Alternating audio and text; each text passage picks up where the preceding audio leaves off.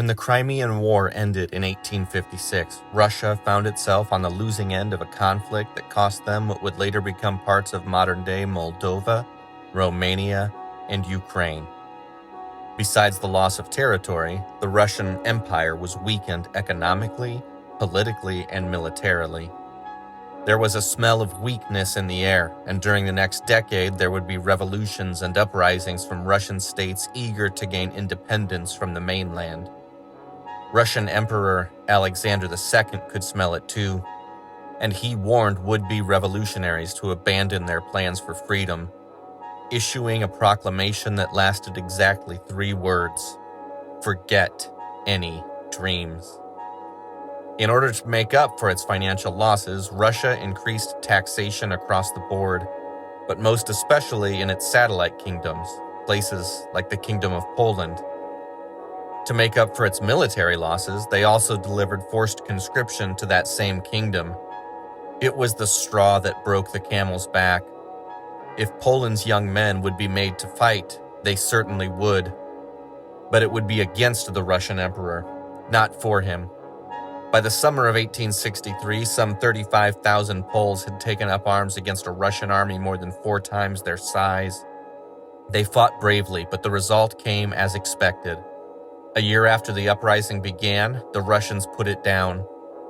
Besides the thousands who had been killed in battle, the Russian government executed 396 more, exiled 18,000 to Siberia, and imprisoned 40,000. Then the reprisals began.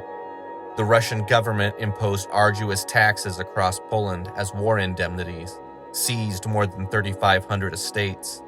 The Polish economy was effectively crippled. It had been bad before the uprising. Now it was impossible. Poles had to choose between leaving their homeland and starving there. Plenty chose the latter. But plenty more picked up and left, scattering themselves across Europe, trickling into the United States in the mid-1860s, and arriving at American ports en masse by 1873. But there was another problem.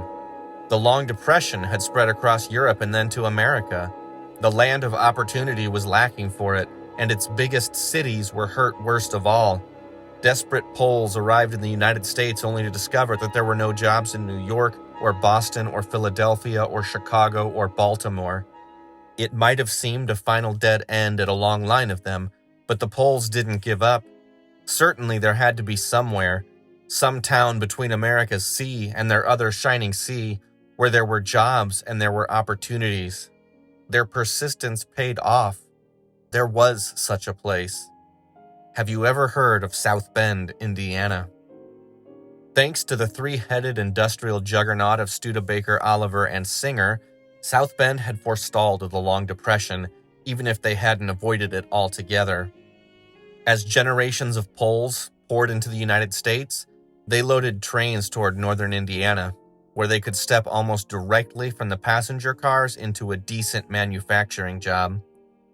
They came because they wanted opportunity, just half a chance to be able to survive and thrive.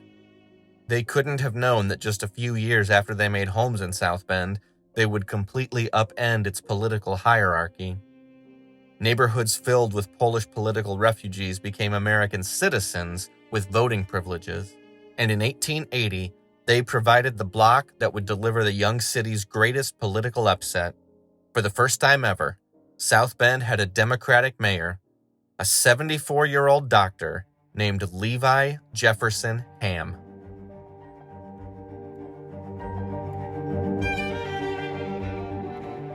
Hello and welcome to A Bend in Time presented by the History Museum in South Bend. I'm your host, Aaron Hellman, and during this 8-episode series, we're going to dive into the dawn of the city of South Bend, the first 25 years after its incorporation, through the lens of its first 8 mayors. During the course of this episode, you'll hear fictional advertisements for very real historical companies and products. We do that to help break up the podcast, provide some levity, to include just a little more history than we could otherwise, and to give you a sense of the time and place when and where all of this was happening. The absence of actual paid advertisements is made possible by the generous underwriting, of all 8 episodes in this series by Andy and Tina Nickel of South Bend. And now, with all that out of the way, let's jump into the life and times and administration of Dr. Levi Ham, a doctor, a Democrat, and the 6th mayor of South Bend. We'll start with the story of his life before he became mayor, and strap in, because when he was elected at the age of 74, he'd already lived a lot of life, something that was not lost on his political opponents. Levi Jefferson Ham was born in 1805 in Massachusetts, to a farming family of Scottish descent. Ham's obituary would recall that the sturdy, rugged, honest nature of the Highlanders showed itself all through his long life. Ham worked on the farm until the age of 16, when he was dispatched to pursue his education at Dartmouth College. There are many anecdotes in Ham's life that belie just how much older he was than anyone else serving in South Bend's politics at the time, and believe me, we are going to cover all of them. But it starts in 1825, when a college-aged Levi Ham attended the laying of the cornerstone at Bunker Hill Monument. There he shook hands with Daniel Webster and Marquis de Lafayette. Yes, that Lafayette. Anyway, he graduated from Dartmouth in 1828, married Mary in 1830, received a medical degree from Bowdoin College in 1831, and opened a practice in York County, Maine shortly after that. He and Mary had a pair of children in the coming years, and in 1835, Dr. Ham was elected as a state senator in the Maine legislature. He rocketed to a spot of importance in that body, serving as president of the Senate in 1837, directly negotiating a border dispute with Britain and helping to pass legislation to build the Maine State Asylum. He accomplished a lot in 4 years, but in 1839, he announced that he was finished in politics, declining a nomination in that year and declining another in 1845. Dr. Ham had announced his retirement from politics before Lucius Tong, his predecessor as South Bend's mayor, had even been born. Ham moved from Maine to New York in 1846, and 13 years after that, at the age of 53, he moved to South Bend, Indiana. At an age when most men were starting to slow down, and frankly, at a time when many of them were dying off, Ham showed no inclination toward living an easier, more relaxed kind of life. In 1862, now 57 years old, he was appointed surgeon of Indiana's 48th Regiment and found himself attached to some of the busiest fighting of the entire Civil War. In all, Dr. Ham saw action in 22 different battles, was placed in charge of several temporary hospitals, and performed thousands of surgeries and procedures along the way. In the aftermath of the bloody Battle of Shiloh, Dr. Ham was said to have worked for 8 consecutive days and nights, resting only 13 hours during that time. The war ended in the early part of 1865, but Ham's time wasn't over yet.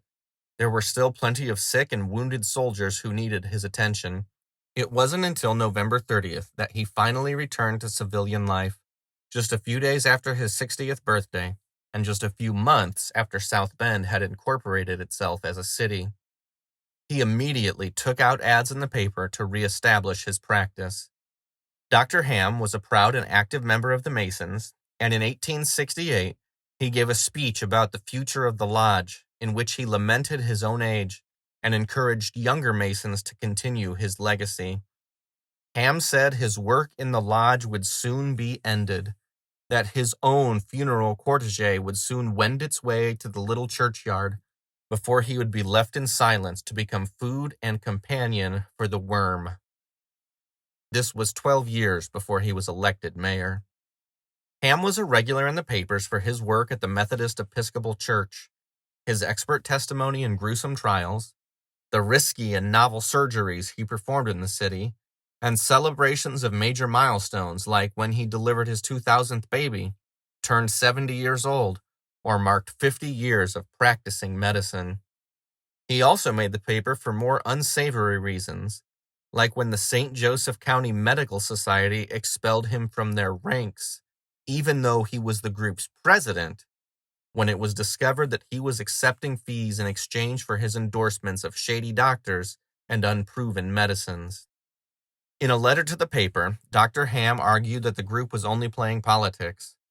And in response to his letter, a member of the group excoriated Ham, accusing him of quackery and amateur medicine before deciding that perhaps Dr. Ham wasn't worth the fuss since, and I quote, his sands of life were nearly run out. That was 4 years before he was elected mayor. In 1878, Democrats nominated Dr. Ham for the mayor's office, and Ham penned a letter to the paper begging people not to vote for him because he did not want to do the job. When he was nominated again in 1880, he demurred, but did not outright decline, stopping short of writing a similar letter a second time. So, how did he win the election? Remember, Ham was 74 years old at a time when you were considered old and lucky if you made it to 50. He was more than 40 years removed from his last political office. He was a Democrat in a place that was supposed to be Schuyler Colfax's Republican stronghold, and Schuyler Colfax was not only still alive, he was 18 years younger than Dr. Ham. And remember, his opponent, Lucius Tong, was young, handsome, educated, and wildly popular. 2 weeks before the election, Tong held endorsements from the Republican papers and the Democratic ones. 2 weeks before the election, Ham wasn't even in the race yet. And then Ham won. By a lot. So, how does that happen? First, the city's Republican Party had been slowly fracturing since 1873. There was the issue of the standpipe debate, one that drew battle lines, alienated friends, and cast out losers. There was the political fracas of 1874 when William Miller won re-election as a third-party candidate, and the fallout when he was welcomed with open arms back into the Republican Party proper. For half a decade, handfuls of loyal Republicans had been leaving the party, even as their political views remained the same. Dwight Deming had been one of them, a loyalist who'd been passed over time and again before he decided to switch teams, running as a Democrat for mayor in 1878. George Allward was another, announcing a run as a Democratic candidate for city clerk in 1880, 2 years after running for mayor as a Republican. When Allward couldn't secure the clerk nomination from the Democrats, he reverted to running for city council as a Republican. He didn't win that either, but the exercise illustrates how fungible political lines could be. At least sometimes, political affiliations were driven by opportunity more than ideals. Since the city's inception, Republican opportunity had been consolidated by a handful, leaving outsiders feeling sore. South Bend was growing, but the town was small enough that people knew each other. And in towns that size, parties have followers, but so do individuals. Party defectors always brought some number of loyal votes with them to the other side of the aisle, and by the late 1870s, those defections were only moving one way. So there was that, and then there was this. By 1880, the Colfax effect had diminished greatly. His name still carried a lot of weight among South Bend's political and industrial elite, and he was not shy about throwing that weight around when it was appropriate to do so. But South Bend's population had grown and shifted so much in the past 8 years. Half of the population hadn't even been in the city when Colfax was the vice president. He didn't mean as much to them. But most of all, there were the polls. For 4 years, Democratic leaders had made a deliberate and concentrated effort to attract the votes of South Bend's booming Polish population. The polls are who made the election of 1878 close, and they're the ones who delivered the office to Dr. Ham in 1880. Republican newspapers panned the Democrats' poll-baiting strategy, calling it immoral, calling it dirty politics, and on a few occasions, even insinuating that the polls were gullible enough to believe anything the Democrats told them. So while the Democrats were wooing the polls, the Republicans were insulting them, and that wasn't a great strategy either. The Republican papers claimed that the Democrats were plying the polls with beer and liquor in order to secure their votes, and as we'll learn later, there was probably some amount of truth to that. But an underhanded strategy was better than no strategy, and that's what the Republicans were bringing to the table, largely ignoring the fastest-growing voting bloc in the whole city. A parade of Republican mayors had used their free time to preach about the evils of alcohol, an opinion that did not play well among the Poles. And when Lucius Tong enforced a prohibition against dancing on Sundays, the fines went to a group of Polish women who were doing a traditional cultural dance. All of it was enough fuel to spur a fire in the city's western wards, and the Poles turned out excited to exercise their right to vote, and knowing exactly who they were and weren't going to vote for. The editors of the Republican and Democratic papers might have been shocked at the outcome of the election of 1880, certain that most readers of their newspapers were firmly in for Tong, and probably they were right. What they'd failed to account for was the voters who didn't read their newspapers. South Bend's Poles weren't reading their newspapers. Most of them didn't even read English. But by May 1880, they'd decided an election and reshaped the direction of their city. We'll find out where they'd steered it right after the break.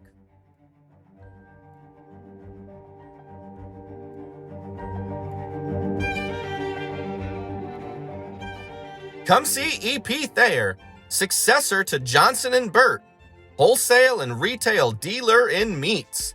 He has 14 years' experience in the meat business, is running a first-class meat market, will handle a good variety of choice meats, and will use his utmost endeavors to merit a fair portion of public patronage. And now, you can order by telephone, and meats can be delivered to any part of the city.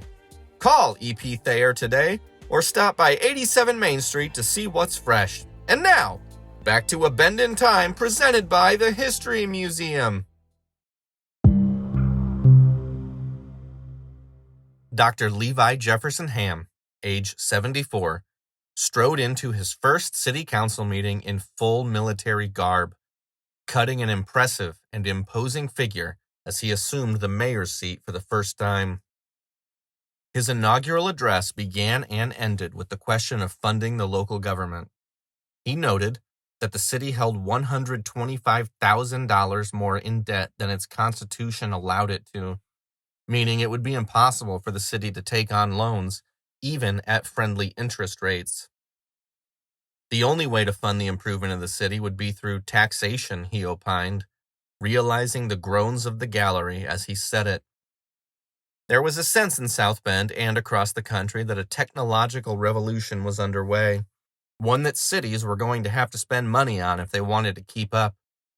A few months before Ham's term began, nearby Wabash, Indiana, had become the first electrically lighted city in the world. 2 days after Ham's inauguration, Thomas Edison would perform the first tests of an electric railway. The clamors to bring both to South Bend would begin shortly thereafter, the kinds of investments that couldn't happen without taxes. But it wasn't just taxation that could be used to increase revenue. There were also licenses and bonds and reassessments of the city's wealthiest business enterprises. Dr. Ham tasked the entirely Democratic Ways and Means Committee to bring back a funding plan that the whole body could vote on. Ham was often running, but a few days after taking office, his work, and the city's work, would come to a halt, at least for a few moments. The city of South Bend found itself in mourning on May 9th at the death of Dr. Lewis Humphreys, the first of its mayors to make the journey to the other side. For Ham, the loss hit doubly hard. Humphreys and Ham had been friends as men, and as doctors they'd worked together on several complicated surgeries that required extra hands and eyes.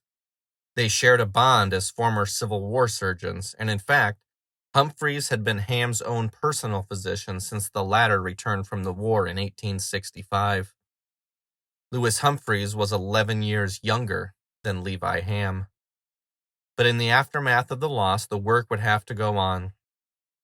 Ham tried cases in the mayor's court by day and held regular and special council meetings by night. No council in the city's young history had met as frequently as Ham's council did.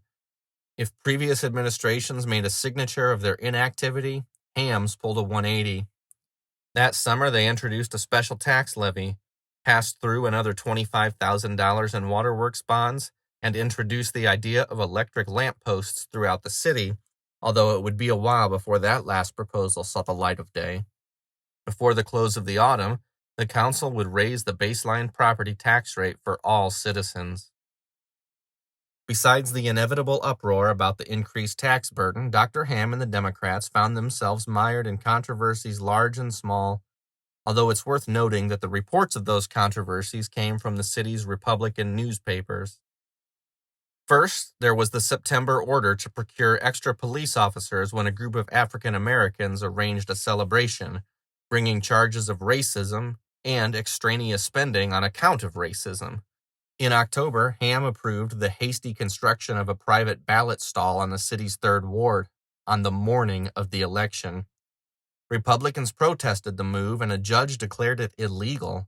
The Democrats armed themselves with saws and hastily took the whole thing down, while a riotous audience made sure that work happened expediently. The polls in the 3rd Ward opened 20 minutes late. A month later, there were accusations of impropriety toward the city's Democrats, and although Ham wasn't named directly in the accusation, 2 members of his regime were. Sordin Lister was a councilman for the city and head of the Democratic Party. Clint Rush was the treasurer for both the city and the party. Neither were able to provide an account of how the funds donated to the Democratic Party's cause had been spent.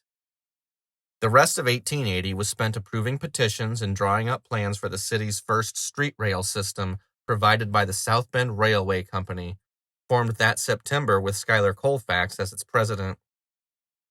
The plan was to begin the next April, delayed until May, and delayed again until October, until it fizzled out altogether. 2 more street rail projects would be launched in 1882, but both of those were ended before any work was done. In all cases, it was the investors who were the real losers. 1881 was as eventful as the previous year had been, in all of the good ways and in all of the bad ones. The year began with work toward establishing a city hall and a city marketplace, but neither project went anywhere during Ham's tenure in office. A January 28th fire took out the offices of most of the city's workers, destroying most of the city's property, and bringing with it the revelation that none of it had ever been insured. The city attorney made plans to seek insurance for the future, and like it did every time South Bend suffered a fire, the council doubled down on equipping its fire stations. This time it was a telephone-connected fire alarm system that would be installed the next year. So that was the work of the council, but there was controversy too. It started with a 1-month suspension, issued by Dr. Ham to policeman Jack Lynch. Lynch had been intoxicated on the job, crashed and disrupted a Republican rally, then began arresting sober Republicans for public drunkenness. There was a public outcry that Lynch should have been fired outright, but that was an authority the mayor didn't have. A firing would require a vote of the city council, and for reasons that wouldn't become clear until much later, the council, and especially Sordin Lister, were loath to remove Lynch from the force. It would come out years later that Lynch had been a heavy for the Democratic Party, paid by Lister and Rush to do occasional dirty work, and to deliver beer to the polls to influence the electorate. That May, the Republicans would take back a few council seats, leaving the Democrats with a 6-4 majority, a far cry from the 9-1 dominance of the previous year. The new council included Democrat Peter Mikielski, the first Polish-born citizen to take a seat in South Bend's governance. The new council was more than willing to part with John Lynch, dismissing him that September and holding 2 more officers in contempt for refusing to testify against him. Those 2 officers would resign in 1882. Fair or not, Ham and the Democrats had made an enemy of the police. Summer of 1881 brought the happy announcement that the city would not require any new taxes, and the sad national news that President Garfield had been shot by an assassin. When Garfield died of his wounds in September, the city of South Bend, along with the rest of the nation, shut down for a day in memorial. It was probably the only time Ham took a break. Before the end of the year, Dr. Ham had convened a committee to build a plan for a citywide sewer system. The council had increased licensing fees for traveling entertainers, and they responded to criticisms from temperance-minded folks that they'd been too soft on liquor dealers. To placate them, Mayor Ham signed a decree closing saloons and business houses on Thanksgiving. What little time the mayor had for his personal life was interrupted in August when a burglar broke into his house and, I am not making this up, stole his teeth. The burglar was never apprehended, and the teeth were never recovered. Whether or not the affronted police gave the matter their full attention was a matter of some debate. 1882 came with equal parts progress and controversy. On March 8, Dr. Ham swore out an arrest warrant for an intermarriage situation, and 2 days later he helped to open the city's YMCA. The mayor found himself at the angry end of the editor's pen a month later in the aftermath of an after-hours murder at a South Bend saloon. The consensus was that Ham had long been too soft on alcohol, and that a man was dead because Ham's marshal and police should have made sure the place was closed by 11 p.m., as the law required. None of that was enough to cause Ham to lose his re-election campaign, even though he did protest again that he really didn't want to be mayor. Ham defeated George Alward, now firmly back in the Republican Party, and the Democrats swept back most of their seats on the city council. The Tribune was apoplectic in the days after the election, writing that the Republican Party was filled with a general apathy and don't-care accussativeness. It was bad news for the Republicans and marked a high point for the city's Democrats, but the fall from the top is steep and sudden, and you don't ever see it coming. When we come back from the break, we dive into the greatest governmental scandal that a young South Bend had ever seen.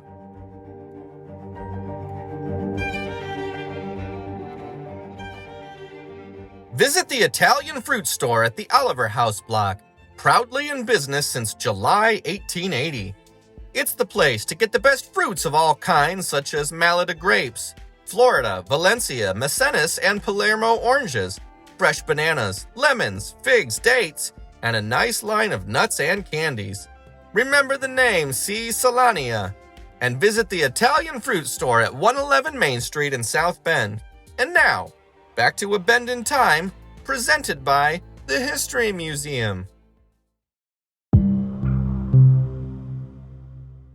Look, there was plenty that happened in the first months of Mayor Ham's second term, including the passage of an ordinance that all houses must be numbered, an angry letter from an angry fireman upset at Ham and his council, a train crash just west of the city, and whispers that a now 77-year-old Levi Ham was being mentioned as a possible congressional candidate.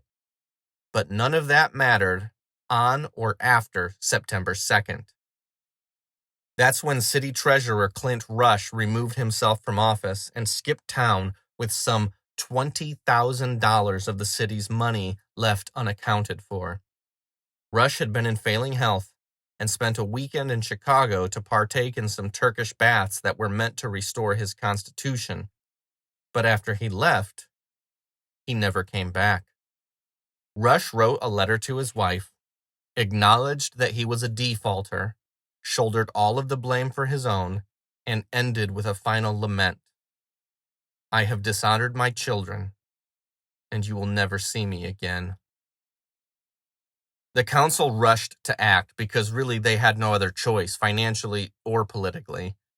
They offered a $500 reward for the return and arrest of Clint Rush, hired in a set of forensic accountants to investigate the matter, and left the new treasurer, E.R. Wills, with the impossible job of maintaining the city's obligation with a bank account running on empty. The newspapers clambered all over themselves to try to explain the defalcation that had taken place before their eyes. Rush had been treasurer since 1876, elected to that office at the same time Alexander Napier Thomas was made mayor. The whole time, there had been no evidence of ill-gotten gain in Rush's personal life, no extravagant expenses, no lavish homes. He still owed money on the mortgage on his Plain home. That fueled speculation that Rush had been funneling money from the city's coffers directly into the hands of the Democratic Party. Echoes of improprieties within that organization's finances grew louder, but without Rush to testify, it was all just speculation. And when it came to the city's Republican papers, It was biased political speculation at that. So you can imagine the excitement in the city when the city's sheriff, Zach Johnson, delivered the criminal back to South Bend after a multinational manhunt that was never adequately explained in the papers. Somehow, armed only with a photo of the man he was hunting, Johnson tracked Rush from Chicago to Detroit, across the Detroit River into Windsor, and then all the way to Niagara City north of Buffalo, New York. Rush returned with the sheriff of his own volition, was not placed under arrest, and was delivered to his home to await questioning. While in the comfort of his own home, he entertained reporters and happily answered their questions, but never provided any of the salacious details that the public was hungry to hear. He maintained that he had no one to blame but himself, and claimed that he had loaned the money out to friends without security, and that there was no way to get that money back now. He never named names. The details he provided didn't exactly corroborate the theory of Democratic political fraud, but they certainly didn't exclude it. By February, Rush had vanished again, and this time he would not be rediscovered. The question of what happened to the money was never answered. But the city hadn't kissed their money goodbye just yet. In order to be installed and retained as the city's treasurer, Rush had been required to be backed by bondsmen. In practice, this meant that the men who introduced and proposed his candidacy would sign legal documents bonding any impropriety, accidental or intentional, that happened during Rush's term. With Rush completely out of the picture, that meant his bondsmen were on the hook for the balance, and so the council looked to them to make the city whole again. Only problem was, the council was looking at itself. All of Rush's bondsmen were Democratic city council members. They each resisted the effort to make the payments before they were legally compelled to do so, settling at a sum of about $17,000. By my calculations, Clint Rush still owed the city of South Bend about $3,500 by the end of Levi Ham's tenure as mayor. Probably as a result of the scandal, Levi Ham was unable to accomplish much during his second term. The council abolished the office of city assessor, they raised taxes.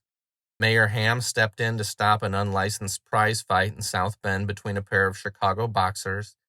He attended James Oliver's 60th birthday party. The Tribune took care to mention that Ham was the oldest partygoer there.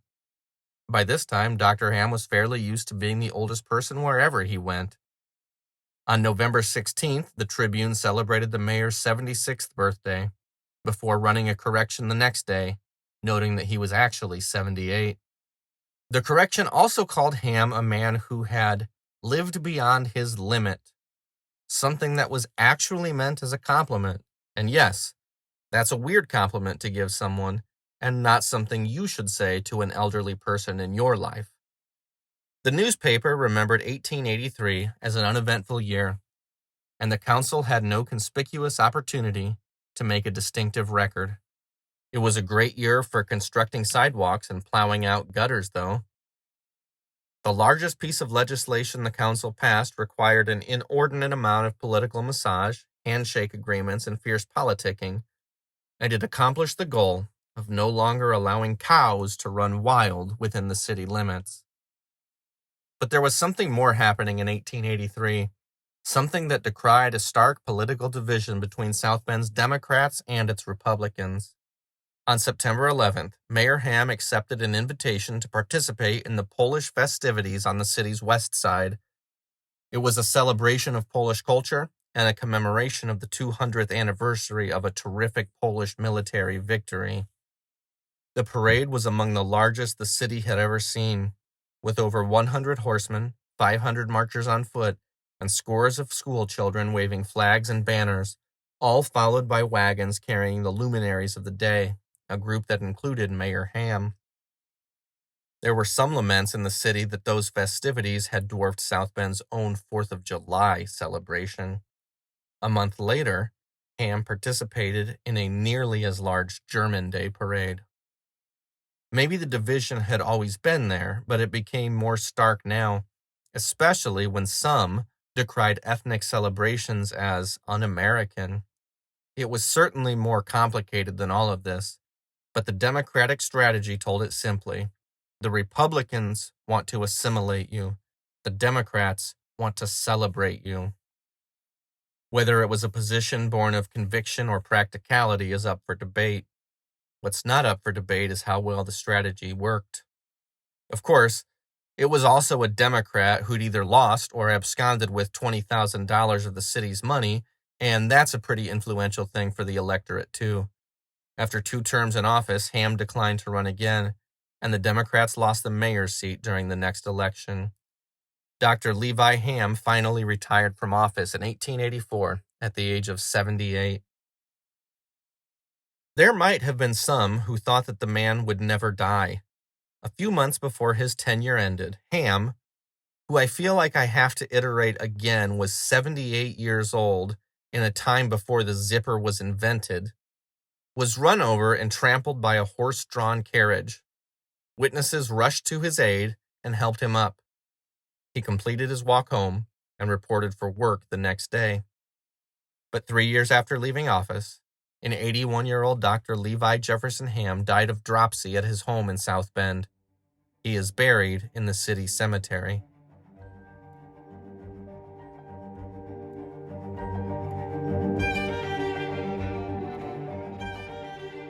Hey, thanks for joining us on A Bend in Time presented by the History Museum in South Bend. There's more history waiting for you at historymuseumsb.org. I'm your host, Aaron Hellman. The theme music is Whose Distance Is It Anyway by Neil Carmichael. And thanks again to Andy and Tina Nickel of South Bend for underwriting this episode and all 8 episodes in the series. Our next episode will pick up where this one left off, with South Bend's 7th mayor, George Loftman, and I hope you'll tune in for that one next. Until then, keep learning new things, and remember, everything is fascinating as long as you stay curious.